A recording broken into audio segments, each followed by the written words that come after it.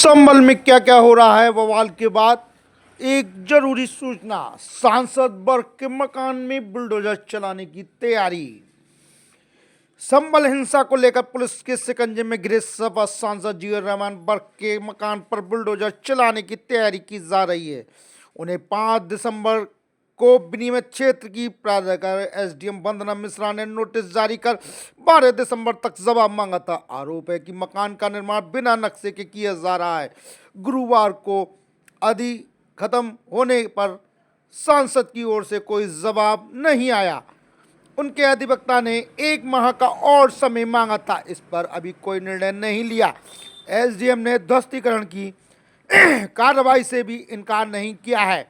मोहल्ला दीपसराय में सांसद का आवास और कार्यालय काफ़ी बड़े। इस मकान के आगे का खाली बड़े हिस्से को पिछले कुछ माह से बनवाया जा रहा है।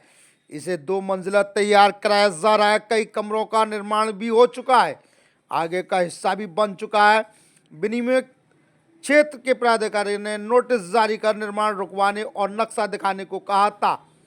उन्होंने पुलिस को कारण स्पष्ट न कर रोकने के लिए भी कहा था, लेकिन सांसद की ओर से इस दिशा में कोई कार्रवाई नहीं की गई। निर्माण कार्य भी नहीं रोका गया।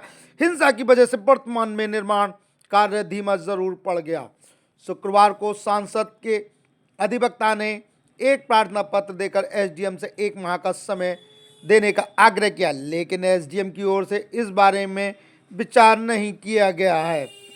इस मकान का नक्शा भी जारी नहीं किया गया है, लिहाजा इसे अवैध माना जा रहा है। अधिकारी ध्वस्तीकरण की कार्रवाई को लेकर अभी स्पष्ट नहीं बता रहे हैं, लेकिन तैयारी चलती बताई जा रही है। एसडीएम का कहना है कि जो समय मांगा गया है उस पर विचार किया जाएगा। उन्होंने ध्वस्तीकरण की कार्रवाई से भी इनकार नहीं किया।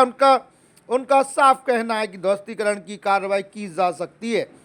इस बारे में सांसद का कहना है कि मुसलमानों में खौफ पैदा करने के लिए प्रशासन बुलडोजर की कार्रवाई कर रहा है। इंसाफ दिलाने की बजाय मुसलमानों को केवल शक के आधार पर गंभीर धाराएं लगाकर जेल में डाला जा रहा है। उन्होंने एक्स पर डाली पोस्ट में कहा कि जुल्म का शिकार मर्द ही नहीं बल्कि महिलाएं और मासूमों को कसूरवार ठहराकर उन्हें सजा दी जा रही है। वे लगातार इस मुद्दे को लोकसभा में उठाने का प्रयास कर रहे हैं। पुलिस को मिला गोपनीय पत्र। हिंसा में शामिल थे हापुड़ के युवक। जामा मस्जिद के सर्वे के दौरान 24 नवंबर को ही हिंसा सुनिश्चित थी। संभल पुलिस को मिले एक गोपनीय पत्र में कहा है कि हापुड़ जिले के गढ़मुक्तेश्वर क्षेत्र के एक गांव से 24 नवंबर को पिकअप वाहन से भरकर 20 से 25 साल के करीब 2 दर्जन युवा तड़के 3 बजे संभल के लिए रवाना हुए थे। देर रात में वापस लौटे थे।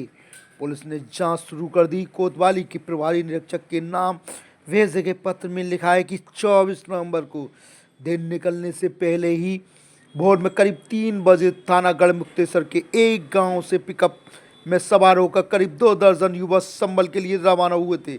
इनका नेतृत्व अनस नाम का युवक कर रहा था। यह लोग 24 नवंबर की रात को वापस गांव पहुंचे। पत्र में यह भी कहा है कि डासना देवी मंदिर पर हुए आक्रमण में भी पुलिस ने अमन का पोस्टर चस्पा कराया था। कई धार्मिक मामलों में अनस नामक इस युवक के खिलाफ कार्रवाई हो चुकी है। यह गांव मुस्लिम क्षेत्र है और यहाँ हम कम ही लोग हैं, इसलिए खुलकर पुलिस के सामने नहीं आ सकते।